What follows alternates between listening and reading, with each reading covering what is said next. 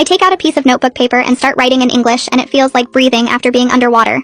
I write the date, and then I write Dad threw a book at me yesterday, and it left a bruise on my shoulder. I write about the language-only rule, and about falling asleep during homework, and Mom making me stay up until midnight. I write about being so tired I can barely think. When I'm done, I fold the paper small and slide it into the textbook cover pocket where no one will find it. I decide I'm going to keep writing everything down. Every punishment, every time they hit us, or don't let us eat, or make us stay up too late. I don't know what I'll do with it yet, but at least I'll have proof. At least I'll have something written in my own language that they can't take away from me. The act of writing it makes me feel a little bit less powerless. Like I'm holding on to a piece of myself even though they're trying to control everything else. The next Wednesday, I'm in my room after school trying to start my Mandarin homework when I hear Wyatt's door open. His Mandarin tutor Isabella is supposed to arrive in 10 minutes. I hear Wyatt go to the bathroom, and then I hear this sound that makes my stomach drop. He's breathing too fast, these quick gasping breaths, and then he starts crying. I run into the hallway and find him sitting on the bathroom floor with his back against the wall, crying and hyperventilating. I drop down next to him and grab his hands, and I can feel them shaking. I start talking to him in English, whispering as quiet as I can because if our parents hear us, we're dead. I tell him to breathe with me, in for 4 counts and out for 4 counts, the way the foster mom taught us during the 2 months we were in foster care. Wyatt tries, but he can't slow his breathing down, and he keeps saying in English that he can't breathe.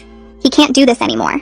I keep coaching him through the breathing exercises, counting out loud in the quietest whisper I can manage, and slowly his breathing starts to even out.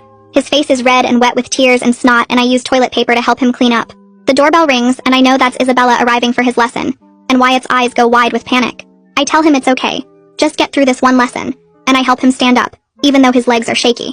We go downstairs together, and Mom is already letting Isabella in, and I can see Wyatt is still trembling.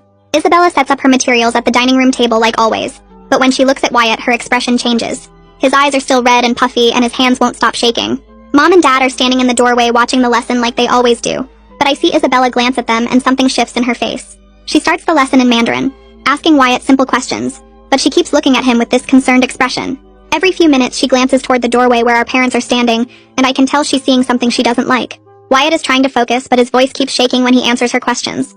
Isabella writes something in her notebook, but I can tell it's not about Mandarin grammar. She keeps the lesson shorter than usual, only 45 minutes instead of an hour, and when she packs up her materials, she looks at Wyatt one more time with worry in her eyes.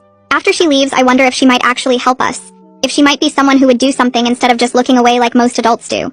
But I don't let myself hope too much because hoping just makes it hurt worse when nothing changes. That weekend, Mom and Dad call Wyatt and me into the living room and tell us they have an announcement. Dad pulls out his laptop and shows us the router logs, all these pages of every website anyone in the house has visited. He says from now on they're going to check these logs every single night to make sure we're only looking at language learning websites. Mom says they're also going to check our phones and tablets every night before bed to make sure we're not wasting time on anything that isn't helping us learn languages. I feel the walls of the house closing in on me.